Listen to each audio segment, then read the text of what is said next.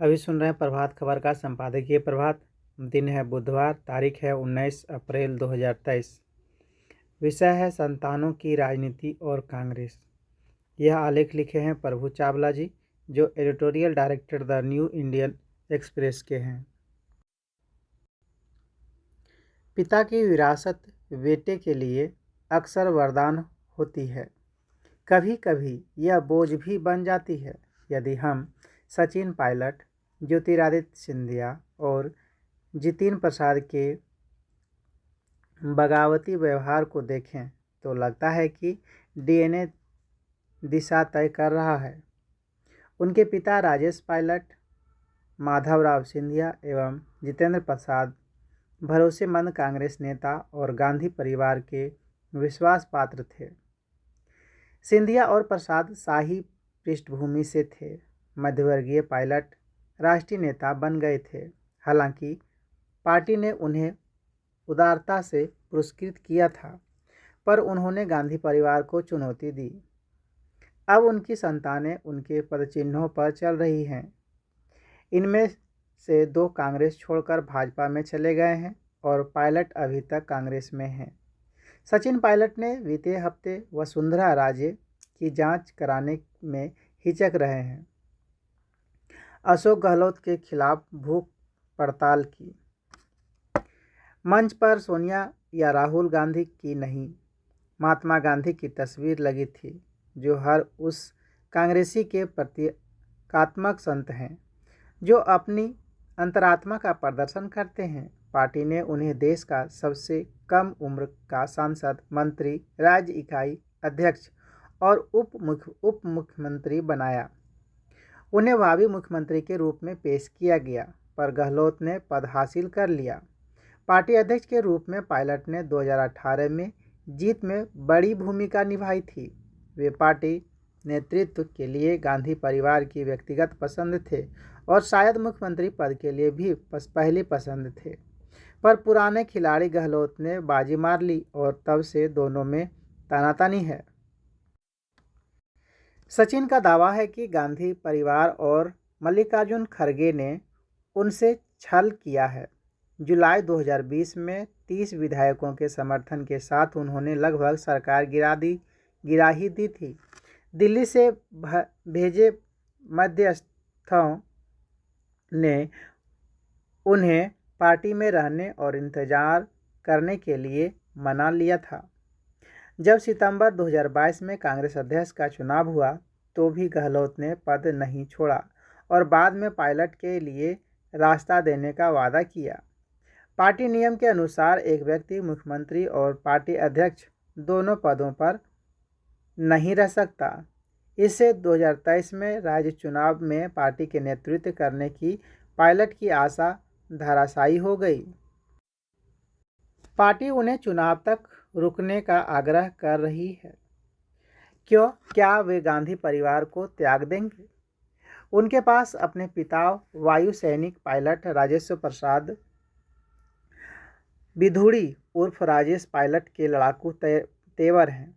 राजेश पायलट केवल 35 साल की आयु में कांग्रेस से सांसद बन गए थे। 6 बार सांसद रहे। पायलट एक बड़े गुर्जर नेता और राष्ट्रीय चेहरा बने। वे कांग्रेस कार्य समिति में भी थे। राव सरकार में आंतरिक सुरक्षा के राज्य मंत्री के रूप में उन्होंने राव के करीबी कुख्यात चंद्र स्वामी को जेल भेज दिया था।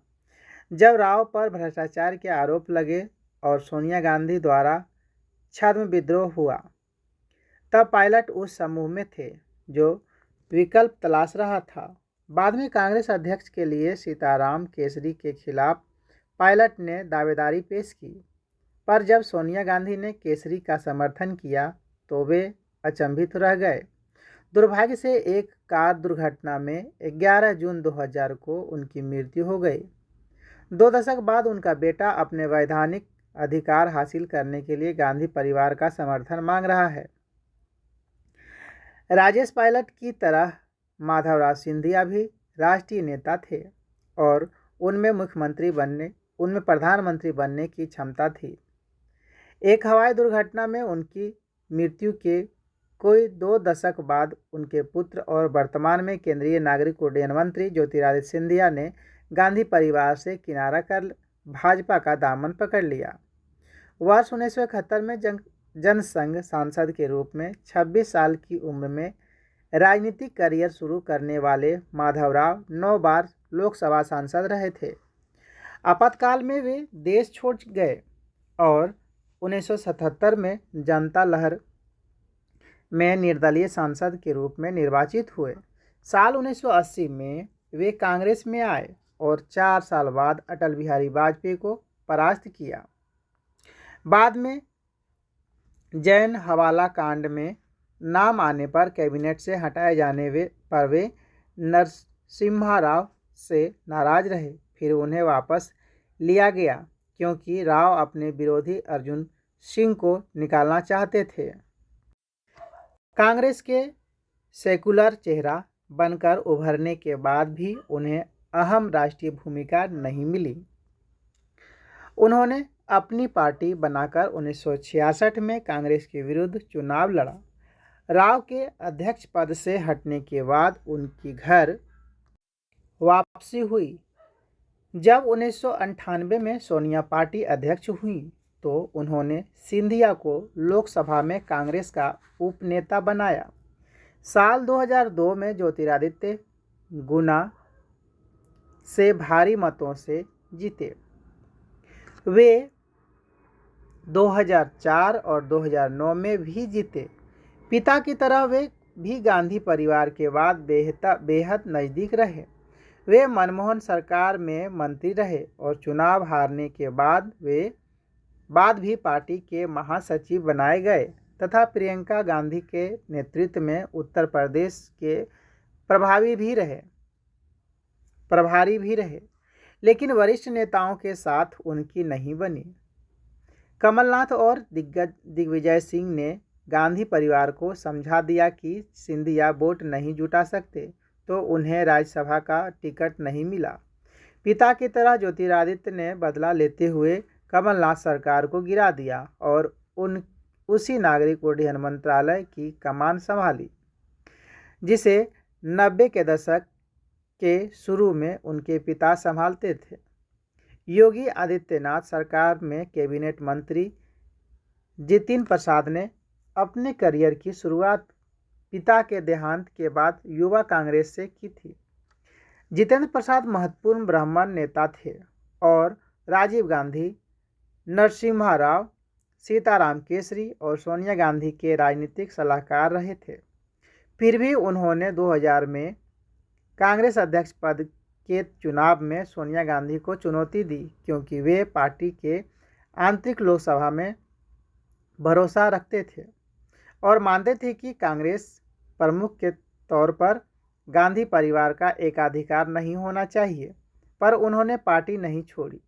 मनमोहन सरकार में मंत्री और पश्चिम बंगाल में पार्टी के चुनाव प्रभारी रहे। उनके बेटे अपने राजनीतिक विकास के लिए पार्टी के भरोसे नहीं रहे। जब तक राहुल गांधी से बात होती रही, जतिन रुके नहीं रहे। वे पार्टी में लोकतांत्रिकरण की मांग के लिए लिखे पत्र पर दस्तखत करने वाले 23 लोगों में थे। आखिरकार उन्होंने पाला बदल लिया। कांग्रेस में नेहरू गांधी परिवार तो उत्तराधिकार हासिल करता है, पर यही अधिकार पार्टी के अन्य बड़े नेताओं को नहीं दिया जाता। बाहरी मामलों में राजनीति बच्चों का खेल है, तब विरासत बहुत अहम हो जाती है। अगला आलेख है रेल राजस्व में वृद्धि। भारतीय रेल को वित्त वर्ष 2022-23 में 2.4 लाख करोड़ के राजस्व की प्राप्ति हुई है, जो पिछले वित्त वर्ष की तुलना में 25% अधिक है। यात्री राजस्व में 61% की बड़ी बढ़ोतरी हुई है, जो अब तक का सर्वाधिक है। माल ढुलाई से हासिल होने वाले राजस्व में भी लगभग 15% की बढ़त हुई है। 3 साल बाद ऐसा हो पाया है कि रेल अपने पेंशन खर्च को पूरी तरह से जुटा सका है।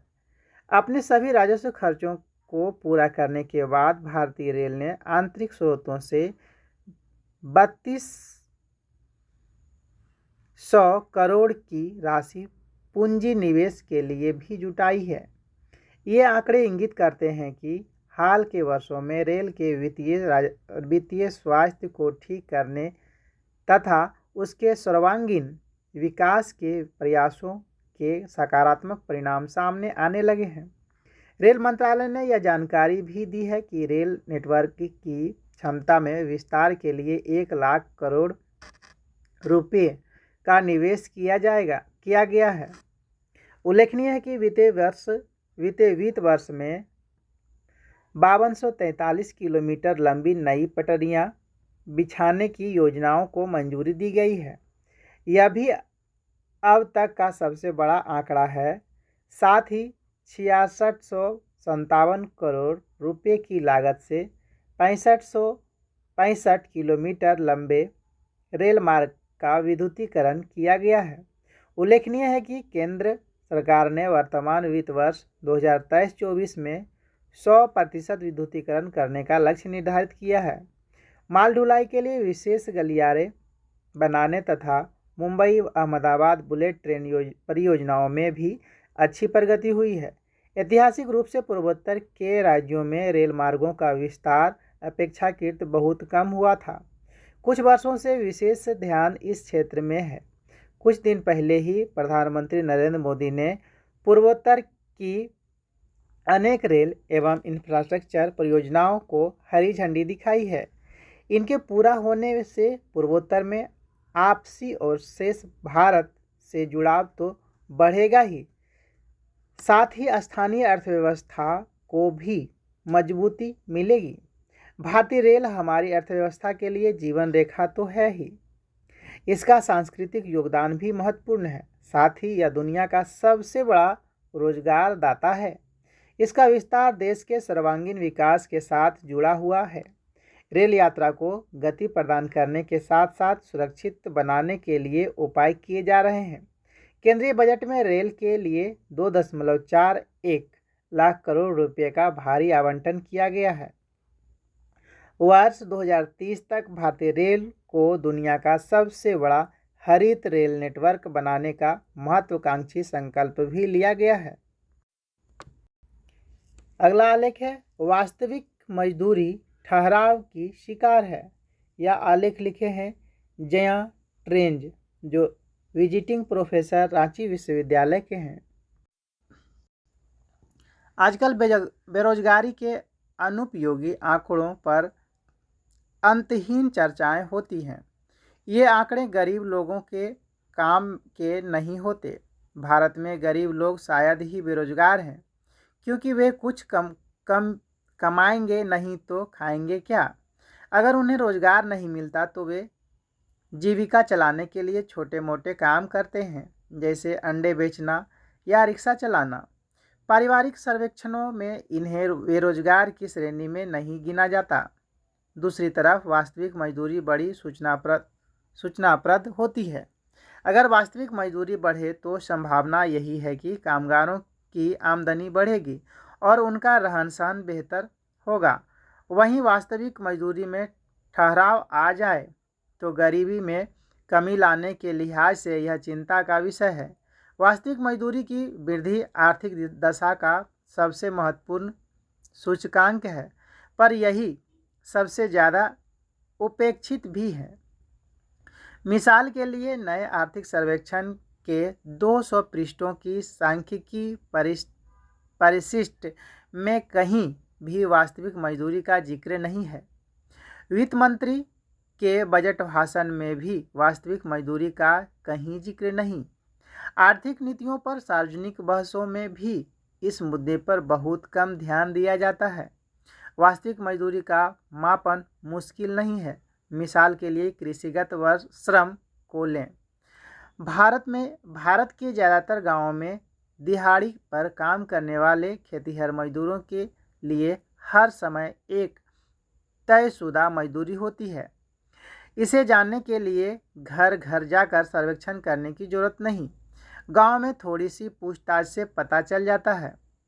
अगर ऐसा कई इलाकों में नियमित अंतराल पर किए जाए तो हमें इस बात का ठीक ठाक पता चल जाएगा कि वास्तविक मजदूरी के साथ क्या घट बढ़ चल रही है। भारत सरकार का लेबर ब्यूरो कई सालों से इस किस्म के काम करता आया है। ब्यूरो हर माह देश के सभी राज्यों से पेशेवर मजदूरी के आंकड़े एकत्र करता है और इंडियन लेबर जर्नल में इनका सार संग्रह प्रकाशित करता है। इन सूचनाओं की गुणवत्ता पक्की नहीं, लेकिन वास्तविक मजदूरी के क्षेत्र में के व्यापक रुझानों को जानने के लिहाज से ये आंकड़े पर्याप्त हैं। इस काम को भारतीय रिजर्व बैंक ने ज़्यादा आसान बना दिया है। बैंक ने अपने handbook of statistics on Indian status के नए अंक में लेबर ब्यूरो के 2014-15 से 2021-22 तक के आंकड़ों के सहारे सालाना मजदूरी के अनुमान पेश किए हैं। विचित्र यह है कि ये अनुमान मुख्य रूप से पुरुष कामगारों से संबंधित हैं। आंकड़े 4 पेशेवर समूहों से संबंधित हैं: सामान्य खेतिहर मजदूर, निर्माण कार्य में लगे मजदूर, गैर खेतिहर मजदूर तथा वानिकी मजदूर। आगे दिए जा रहे आकलन में वानिकी मजदूरों की चर्चा नहीं की गई है, क्योंकि उनसे संबंधित कुछ ही राज्यों के आंकड़े मौजूद हैं। उपभोक्ता मूल्य सूचकांक यानी कृषि श्रम CPIAL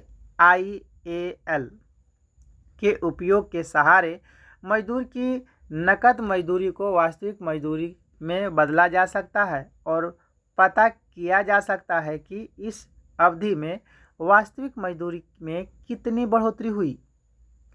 ऐसी गणना करने पर चौंकाने वाले निष्कर्ष सामने आते हैं। साल 2014 से 15 से 2021 से 22 के बीच वास्तविक मजदूरी की वृद्धि दर समग्र रूप से सालाना 1% से भी कम रही है। ठीक कहें तो खेतिहर मजदूरों के लिए 0.9%, निर्माण मजदूरों के लिए 0.2% तथा गैर खेतिहर मजदूरों के लिए महज 0.3% रिजर्व बैंक के आंकड़े 2021-22 तक के ही हैं। लेकिन लेबर ब्यूरो से जारी इस अवधि के बाद के आंकड़े नए आर्थिक सर्वेक्षण में दिए गए हैं। इन आंकड़ों से साफ पता चलता है कि 2022 के अंत तक वास्तविक मजदूरी की वृद्धि में ठहराव बना चला आया है। निष्कर्ष स्पष्ट है, बीते 8 साल में अखिल भारतीय स्तर पर वास्तविक मजदूरी में कोई उल्लेखनीय वृद्धि नहीं हुई है। ऊपर दर्ज अवधि के लिए राज्यवार देखें तो वास्तविक मजदूरी की वृद्धि की यही तस्वीर सामने आती है। मिसाल के लिए खेतिहर मजदूरों की वास्तविक मजदूरी को लें, जिसके आंकड़ों में सर्वाधिक तेज बढ़त हुई है। इस पेशेवर समूह के लिए वास्तविक मजदूरी की सालाना वृद्धि दर सिर्फ 2 बड़े राज्यों में 2% से कुछ अधिक रही: कर्नाटक 2.4% तथा आंध्र प्रदेश 2.7%। 5 बड़े राज्यों हरियाणा, केरल, पंजाब, राजस्थान तथा तमिलनाडु में वास्तविक मजदूरी साल 2014 से 15 एवं 2021 से 22 के बीच घटी है। इस सीधी सादी गणना से कुछ जरूरी सबक निकलते हैं। पहला यह कि हमें वास्तविक मजदूरी पर ज़्यादा ध्यान देना चाहिए। दूसरे, मजदूरी से संबंधित आंकड़ों का संग्रह विस्तार से हो और इन आंकड़ों में सुधार किया जाए। तीसरा सबक यह कि भारतीय अर्थव्यवस्था की तेज बढ़त और वास्तविक मजदूरी की सुस्त बढ़ोतरी के लिए एक गंभीर और परेशान करने वाला अंतर दिखता है। इस विरोधाभास की मांग है कि आर्थिक नीतियों का झुकाव नए सिरे से तय हो। उन्हें ज़्यादा ध्यान मजदूरी की वृद्धि पर हो। उदाहरण के लिए बिहार और झारखंड जैसे राज्यों को तकनीकी शिक्षा को अधिक महत्व देना चाहिए। तमिलनाडु ने कई साल पहले ऐसा किया था और यही एक कारण है कि आज बिहार या झारखंड की तुलना में वहाँ वास्तविक मजदूरी अधिक है। अगला आलेख है सह अस्तित्व के लोकरंग। यह आलेख लिखे हैं डॉक्टर मोनिका शर्मा, जो एक स्वतंत्र लेखिका हैं। बढ़ती हिंसा, असामाजिकता और उलझन भरे परिवेश में मन जमीनी जीवनशैली की ओर ही लौटता है, परंपरागत रंगों से जुड़ता है। लोक परंपराओं के मामले में भारतीय संस्कृति और विरासत अनूठी है। हमारे लोकगीत, लोक नृत्य या अन्य किसी रूप में मौजूद लोक कला के समृद्ध रंग चकित करते हैं। देश के हर हिस्से में प्रचलित विशेष रंग, ढंग, पोशाक और अंदाज लिए लोक नृत्य तो मन को नई ऊर्जा देने वाले हैं। देखा जाए तो जीवन से जोड़ने वाली यह थिरकन हर प्रांत की संस्कृति और लोक रंग की अलौकिक झांकी है। हाल ही में लोक नृत्य की ऐसी ही सुंदर छटा को बिखेरता एक नया विश्व रिकॉर्ड असम के प्रसिद्ध बिहू उत्सव पर बना है। असम में 11,304 नर्तकों और ढोल वादकों ने एक साथ एक ही स्थान पर बिहू करने और ढोल बजाने का विश्व रिकॉर्ड बनाया है। यह पूर्वोत्तर का सबसे बड़ा कार्यक्रम रहा जो Guinness book of world record में दर्ज हो चुका है। पारंपरिक वाद्य यंत्र, वेशभूषा, लोक संगीत और लोक नृत्य सब आपस में जुड़े हुए हैं। इस तरह के आयोजन बहुत सी चीज़ों को सहेजने के साझा प्रयास बन जाते हैं। नई पीढ़ी को अपनी संस्कृति के रंगों से परिचित करवाने से क्षेत्र विशेष की समृद्ध संस्कृति को देश दुनिया में पहुंचाने तक बहुत से पक्ष इन आयोजनों को महत्वपूर्ण बनाते हैं। इनमें अपनी विरासत के प्रतिमान और उनके संरक्षण को लेकर सजगता लाने का भाव भी समाहित होता है। सामूहिक रूप से आनंद को जीने और अपने मनोभावों को जाहिर करने के माध्यम कहे जाने वाले लोक नृत्य हर राज्य की सामाजिक परिपाटी की झांकी होते हैं जो लोक संस्कृति के माध्यम से अपनेपन की भावना को मजबूती देते हैं। आडंबर से दूर आंचलिक जीवन के अभिन्न रंगों से मिलवाते हैं। इस थाती को बचाना स्वयं अपने अस्तित्व को बचाने जैसा है। हमारे लोक जीवन का अहम हिस्सा प्रकृति के संरक्षण और खेती किसानी से ही जुड़ा है। इसलिए जमीनी जुड़ाव वाले भारतीय जनजीवन में अधिकतर पर्व और उत्सव मौसम के बदलाव के अनुरूप है। बिहू से जुड़ी परंपरा में पशुओं के प्रति प्रेम भी शामिल है। उनका पूजन कर मनुष्य और जीवों के सह अस्तित्व का संदेश दिया जाता है। यह मानवीय और सामाजिक संबंधों की रीत रही उष्मा को कायम रखने का जरिया है। ऐसी लोक रीतियों को सामाजिक चेतना का उल्लास भरा आयोजन कहा जाए तो गलत नहीं होगा। मौजूदा दौर में जब लोक संस्कृति के हर पक्ष पर आधुनिकता हावी हो रही है, पारंपरिक संस्कृति और लोक विधाओं के जीवंत रंग सहेजना आवश्यक हो चला है। ऐसे में इस उल्लास और लोक जुड़ाव का वैश्विक मंच पर चर्चा पाना सुखद ही है। अगला आलेख है रूस को कमजोर करने का पश्चिमी प्रयास। EU और नाटो अशांत सागर में यात्रा करते हैं। विदेशी संबंधों के मामले में EU ने शांति बनाए रखने और एक स्वर में बोलने को लेकर लिस्बन संधि को कभी भी मान्यता नहीं दी है।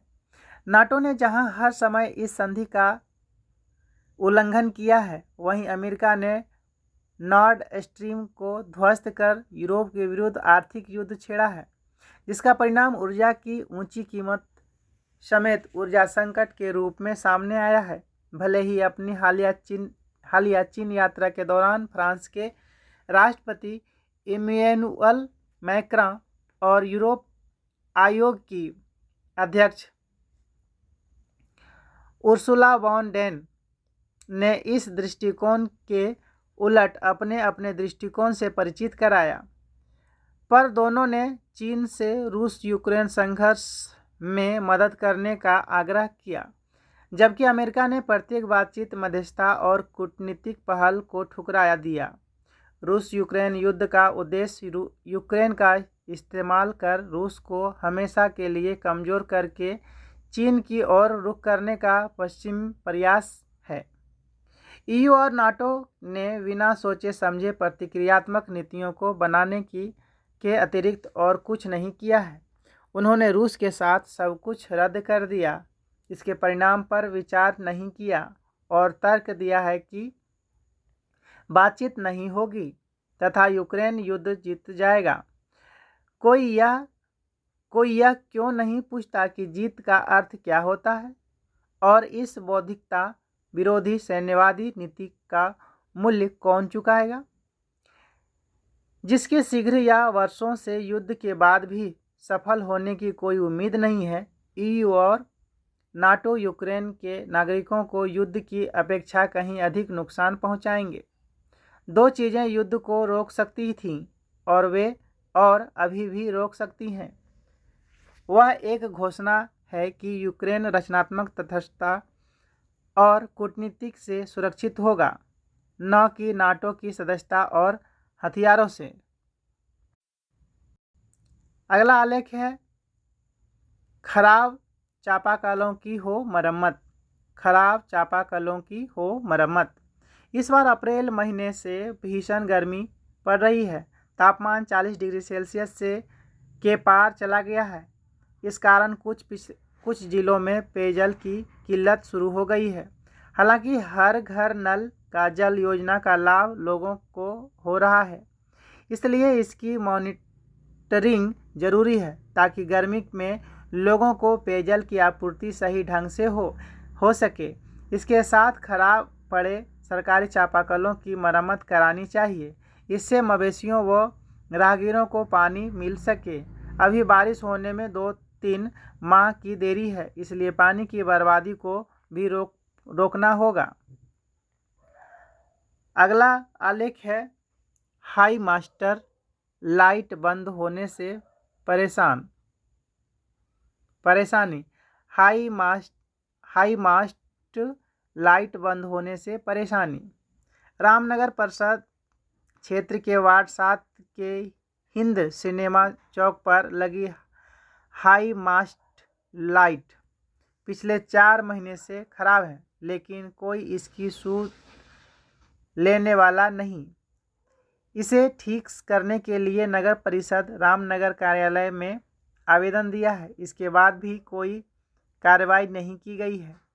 नियमित रूप से इसका खराब रखरखाव नहीं किया जाता है। नगर पार्षद प्रशासन कंपनी का हवाला देकर पल्ला झाड़ लेता है। कंपनी का ही हाल यही है। इनका कहना है कि खराब पड़ी लाइटों के उपकरण मुहैया करवाना संभव नहीं है। अगला आलेख है खुद से जीतना जरूरी।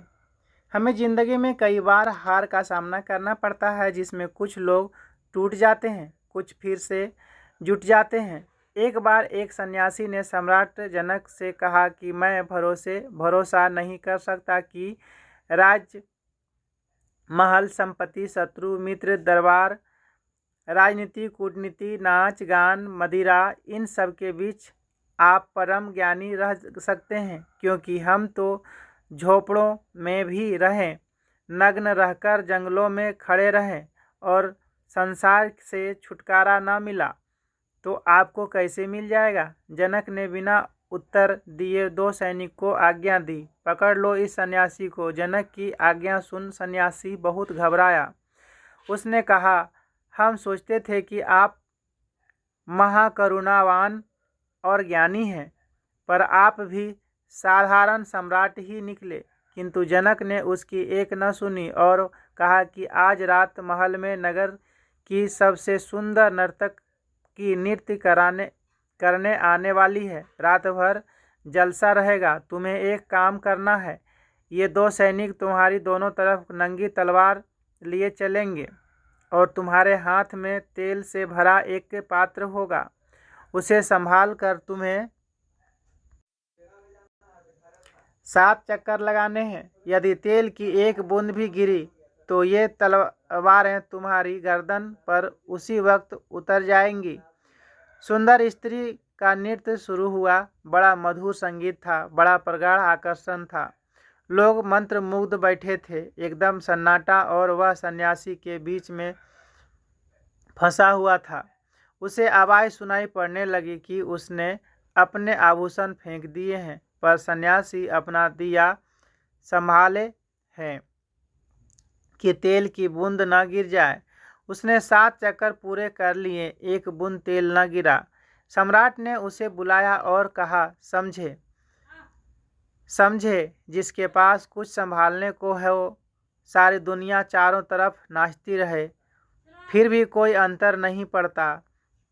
तुझे अपना जीवन बचाना था तो नर्तकी की तरफ तेरी आंख न गई। ये सैनिक बड़ी रस भरी चर्चा कर रहे थे, फिर भी तूने ध्यान न छोड़ा। तूने ध्यान अपने पात्र पर रखा। भरा पात्र था। कुशल से कुशल व्यक्ति भी मुश्किल में पड़ जाता है। इसी तरह कुछ मेरे पास है जिसे मुझे बचाना है, और सब तुम्हारे पास कुछ बचाने को होता है तो वही तुम्हें बचाता है। इसी के साथ आज का संपादकीय प्रभात समाप्त होता है।